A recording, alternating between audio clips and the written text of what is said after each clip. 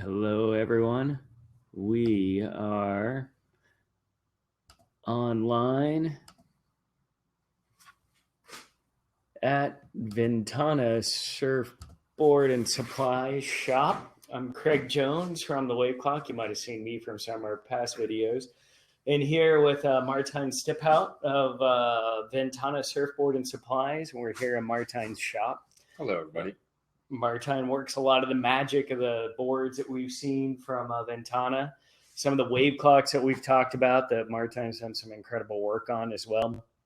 But also going to talk about some of the other awards that have gone on. But I figured first we'd start off and I'll let Martijn kind of introduce himself and give a little overview of what you do here in the shop at Ventana. Excellent. Well, as Craig said, my name is Martijn. I'm the woodworker / craftsman for Ventana Surfboards and Supplies. I basically build surf craft and accessories out of reclaimed wood from various different sources. Mainly the biggest attraction, of course, are the surfboards. But from there, I also use smaller scraps and build hand planes and other small surf accessories, which I could definitely go into. Awesome. Thanks. Sure. Martijn, since I think we're talking to a lot of surfers more than anything, it's always blowing me away what you've been able to do. Number one, from the woodworking perspective for boards. But number two, where you get a lot of the wood from and how you're really focused, that you guys are really focused on making sustainably sourced surfboards and all the other accessories you've talked about. So, first maybe give us a little story on kind of where you get a lot of your wood from and really the amazing stories behind some of the sources of wood. So lots of different sources of wood. Most of it, actually all of it is donated. We've always said that we won't purchase wood. We'd like to intercept it between, the consumer and the dump itself. Mm-hmm. So we only take from the waste stream. There's a couple partnerships that we have with local businesses around town, woodworking businesses where I go once a week or once a month and pick up all of their scraps. Mm-hmm. One of them being Santa Cruz Guitar Company, which is where I get a lot of my exotic woods, which otherwise would go to the landfill and I really wouldn't have any access to. So it gives me a good opportunity to use woods that I otherwise wouldn't come in contact with, as well as reducing everybody's waste stream. Mm-hmm. A lot of the local woods, construction projects, quite a good source for that. All the old houses here in Santa Cruz were built of true 2x4 redwood. Recently, I got a bunch of wood from a house on 2nd Street above the boardwalk. It was built in 1888. Oh, wow. And it's gorgeous redwood with lots of nail holes, but it makes kind of interesting. Built out of just 2 of those 2x4 a few weeks ago. And let's see, I just recently picked up a redwood hot tub that was for free on the internet. That's been pretty interesting to get into. We had some absolutely amazing wood that my business partner David Dennis sourced.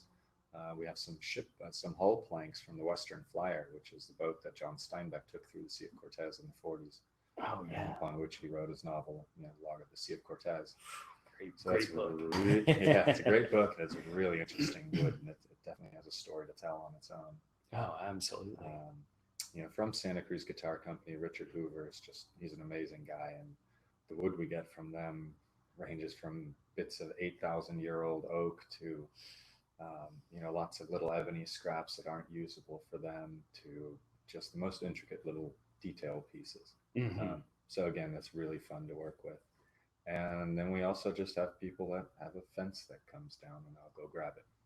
Wood that maybe doesn't have this huge story, but still needs a home and shouldn't be going to the landfill. Yeah. Oh, that's great. So it's quite nice. And one of the big treasure hunts, I guess, with this wood is a lot of times you pick up really trashy wood and really wood that looks like it's had its day and it's used and, the dump is the right place. And then you cut into it and it's just phenomenal. Mm-hmm. Which is actually what I thought of the Western Flyer, the boat hull boards. Oh, yeah. They look like there was nothing salvageable, and it's one of the most interesting pieces of wood I've ever seen. Oh, wow. So quite neat. It'd be great to take a look at a few of those pieces.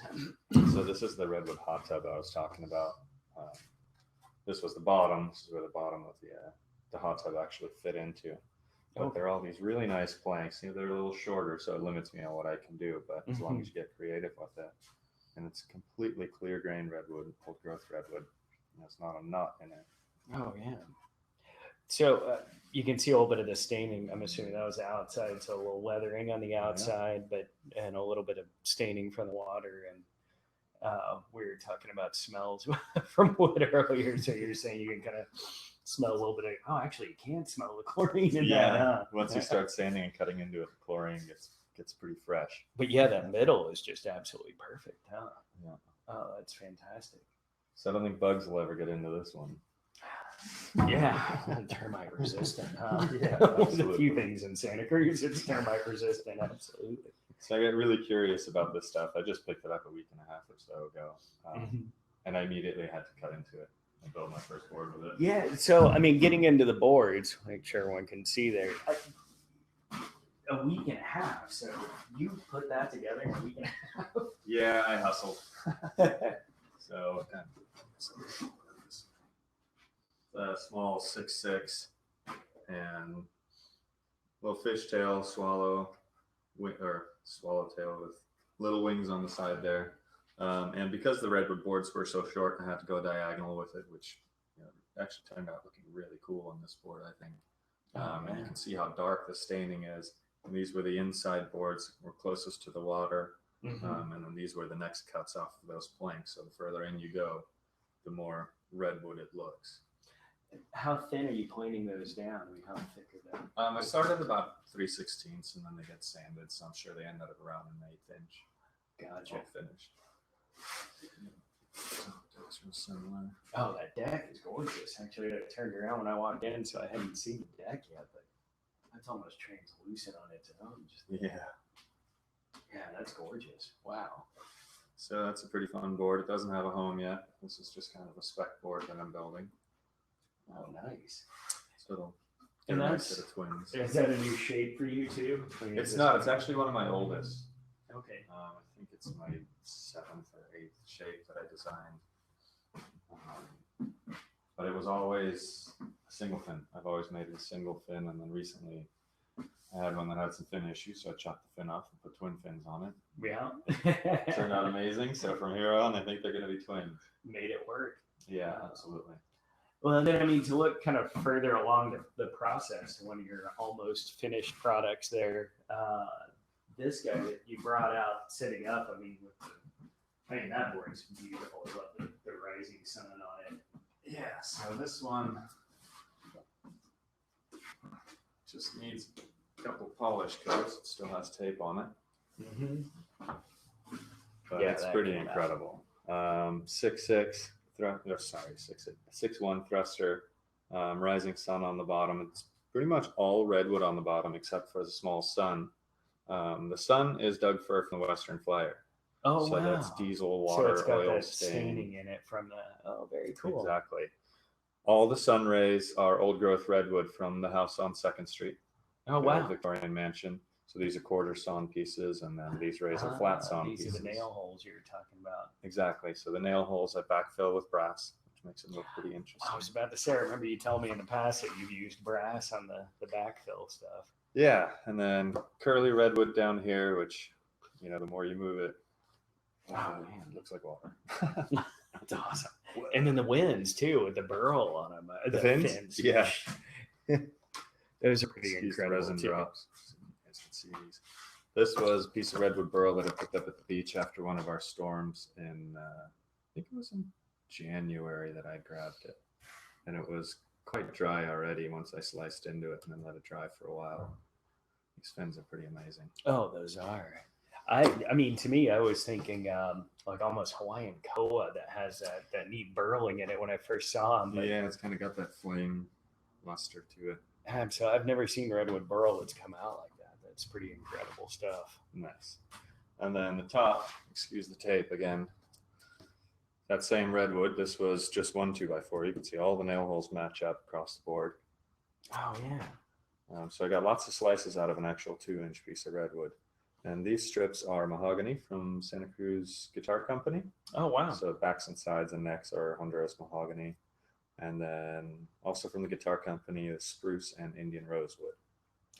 Interesting. So it makes a real nice checkerboard. And so the spruce and rosewood they're using on the inlays on the neck. Well, soundboard on spruce. Soundboard. Okay. And back and sides with the rosewood.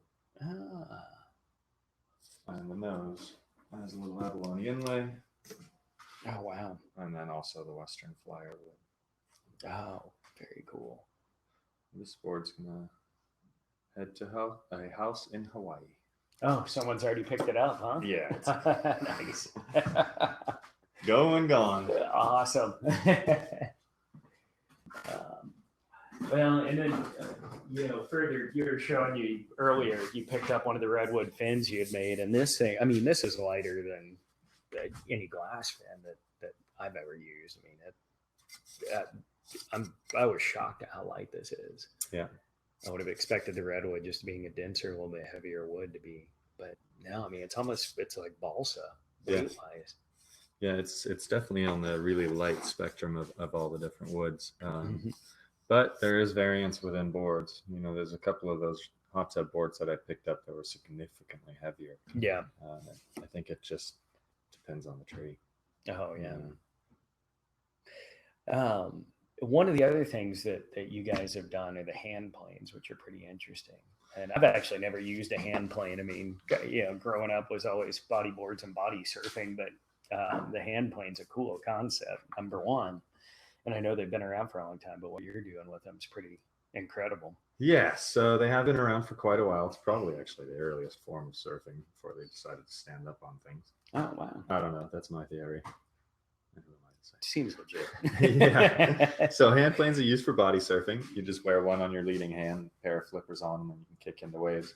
Gives you more planing speed. You can actually get both hands on it and get your whole upper body out of the water. And it's really nice on turning. I put quite a deep double concave in the back of them with really hard rails. So it really helps in turning. So you guys can see that. Oh, yeah. This one is for a customer. It's a nice little redwood tree. The redwood came from his house, which is in live oak. It was built in the 40s or 50s, and he was remodeling. And the exterior siding was this really nice clear grain redwood. And unfortunately, most of it was chopped into small pieces, but obviously I managed to salvage the little ones and make use of it. The back is yellow Alaskan cedar. Those are benches at Monterey Bay Aquarium. Oh, so wow. If more than 2 years ago you sat on one of the benches, could be going surfing now. And the dark strips are Indian rosewood from Santa Cruz Guitar Company again. Oh, very cool. Which adds a beautiful contrast in there. Yeah. I use all brass hardware in them, so you can replace the strap if you need to replace the strap. You do have adjustable buckles on the inside. The nylon webbing I get recycled, or I have a giant backstock recycled or reclaimed from a seamstress that went out of business. And this was kind of in the garbage pile. And the neoprene we get from O'Neill. When they do new wetsuit development, they always have sample sheets, and they'll look at them and decide what they do, and then they have all these samples. So I gather those up, and that's how which would normally end up in trash. Absolutely. Yeah. Oh, so another good use of it to make the straps. Oh, absolutely. And when we sell them, we always put them in double thick towel bag. Perfect. The towels are leave behinds at the beach. So in the evenings, if I'm at the beach and I found a dirty wet towel or whatnot, take it home, wash it, turn them into hand plane bags. Oh, nice. And the cords are paracord, and that's offcuts from a local company as well, Cords Mugs, that make. Oh, yeah. I think I've met him at some of the events, the guy who makes the mugs. Yeah. So we get it as offcuts from their mugs. Well, and doesn't he get excess cord from somewhere else as well? So it's almost like twice recycled. I vaguely remember him telling me he gets surplus cord from somewhere. Could be right. I'm not 100%. Yeah, and I might be making stuff up. That could be. It happens. Yeah, so we really try to use a lot of different companies' trash, and the smaller things get, the smaller the trash gets. Obviously, the smaller products we make. But another pretty cool one are these Save a Surf boxes. So it's an original design of ours. It's made out of 4 companies' trash. Sorry, I had to think about that. So the main purpose, it holds your wax so it doesn't melt into the back of your car while you're out surfing or while it's in the hot car. So it's a wax box, also a comb and a scraper, clean off the wax and rough up your wax. It's got a little key tag on there. This is an offcut from the Cords Mugs again. Oh, all right. And that's an extra leash cord for your board. Bottle opener ring, because you always have to have one of those with you. After a surf. Absolutely. The mahogany sides are all mahogany necks from Santa Cruz Guitar Company. The front and back of this one are ash from a cabinet shop that went out of business. Ah. In the front here are different screws, Futures, FCS, and longboard fin screws. And there's also a plate for the longboard fin in there. So if you ever need one of those on a surf session, you should have it with you. Yeah, it's something you can't replace off the beach. Exactly. We include a double-sized bar of wax. So we figure if it's double size, you end up with little nutty pieces that you can't use. It's 100% organic. It's made in small batches over wood-fired stoves in New York, fueled by the offcuts from the gentleman's dad's cabinet shop. Holy cow. So again, it's a huge mouthful, but one more story that goes along with the wax boxes. That's outstanding. On the inside of the cone is the Allen wrench with a couple of magnets, and that runs all the different keys. Mm-hmm. You can also set it in here on the magnet and line it up to the 37 degrees that's on the back. We'll approximate. And you get yourself a sundial. Outstanding. So another good piece of use. And last but not least, we also include a guitar pick, since we do get so much trash from the guitar company. And these we punch out of used key cards from the Dream Inn. Oh, wow. Oh, that's great. Oh. So, yeah, and I thought the sundial was one of the cleverest things in there as well. Well, and the ring bottle opener. Well, and the wax and the recycled wood all around. Yeah, so nice handy little boxes. So the Save a Surf boxes are also on the Kickstarter awards. So those are at a level in there. We're going to do some WaveClock special editions with Ventana on the Kickstarter awards of the Save a Surf box. So I can get in on some special edition Save a Surf boxes there. I keep looking behind you because I thought when I first came to your shop, this was one of the coolest things. And being a guitar player, you don't consider where all your guitar parts come from all the time. But this is an example of, I guess, one of the neck offcuts from Santa Cruz Guitar Company.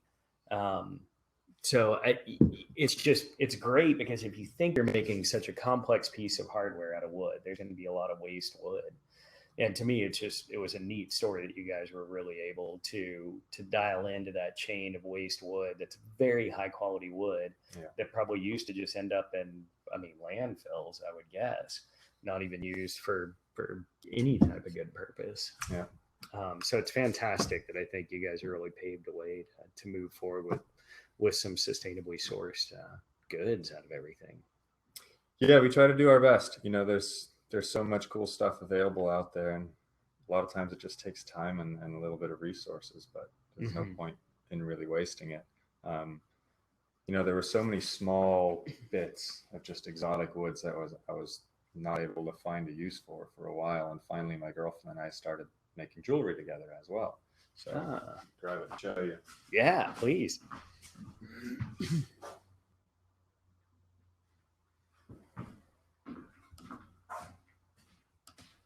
It was just sad to see such little bits of cocobolo and koa and different exotic hardwoods going in the trash. So we figured we'd spend our evenings and make a whole bunch of jewelry. Oh, those are beautiful. Oh, that's a great pendant there. Is that? Yeah. How did you do the design at the bottom there? So that's the original purfling that they had it's usually the back strap. In the back of the guitar, they have a nice decorative strap that runs down the seam. Yeah. So this was one of the back offcuts that they usually have about an inch or two extra. Mm-hmm. And there's nothing they could do with it. No, and there's not really anything I can do with it because it's all end grain. The grain's running the wrong way, but it makes a perfect pendant. Yes. Oh, very cool. And do you guys have those on the Ventana website? I believe we do have them on the website. Cool. And I've definitely seen the display at the different events that you guys show up to locally for sure. Yeah, it's been traveling with us now. Which I am going to push. The June 24th, we have the Pleasure Point Street Fair coming up in Pleasure Point, which I know Ventana will be there with a couple of booth spaces. We'll be there with the Wave Clock as well. Yep. We'll likely be neighbors as we often are at these events. Martijn, I'm going to end us with one final question here. How did you get into woodworking and really get into this being your art and passion? I guess I've been into woodworking as long as I could hold a tool. I remember, I think at 3 years old, I got my first whittling knife. Oh, And I wow. just always whittled and messed around with little things. I didn't start building surfboards until about 2010, and that was out of necessity. Hmm. I had foam boards, never really considered making my own board until my foam board broke, and I didn't want to fix it or buy any more. Hmm. So that's when I started doing the surfboards. But I guess I've been doing it all my life, and it's just become my favorite thing. Hmm. I went to school for marine biology with emphasis in marine mammals, Oh, wow. and I worked on a boat for a while and did marine research and education, most of which ended up coming back to trash. Hmm. We did a lot of projects of actually mapping and collecting trash in Monterey Bay as well as San Francisco Bay, trying to come up with theories of where it's coming from and how we can, you know, get rid of some of it. Hmm. And we also did a big push down the coast of California to enable the plastic band bag to go through. Oh, wow. So right when it was beginning, went and spoke with a lot of different counties Hmm. and tried to get them to push that. So that kind of instilled that sense of recycling, reclaiming, and really watching what we do as far as trash. Hmm. Watching what comes off on the back end. So it's kind of nice to be able to build a business out of trash that way, and that's really become Absolutely. my favorite thing to do now. And yeah, finding a responsible use for it. Absolutely. We're slowly getting there, I think, as a society in the U.S. And it's ironic. We'll be out doing sampling in different systems for yeah, looking for relic environmental contaminants back in the 40s, 50s, and 60s. But the thing you see in a lot of urban waterways is the amount of trash in there is just absolutely mind-boggling Yeah. over what we're sampling in the sediments deep for. That's now, granted, the critters live in those sediments, so that is a genuine source of harm as well. But yeah, it's interesting to see what we're still putting into waterways. Yeah. All right. Well, thanks very much, Martijn. Absolutely. We'll see if anyone's coming through on the Q&A. We've definitely got some people online with us. If anyone has any questions. I don't see anything readily. All right. Well, with that, we'll stop. Thanks, And guys. thanks again, Martijn. You got it. And thank you, everyone, for joining us. And stay tuned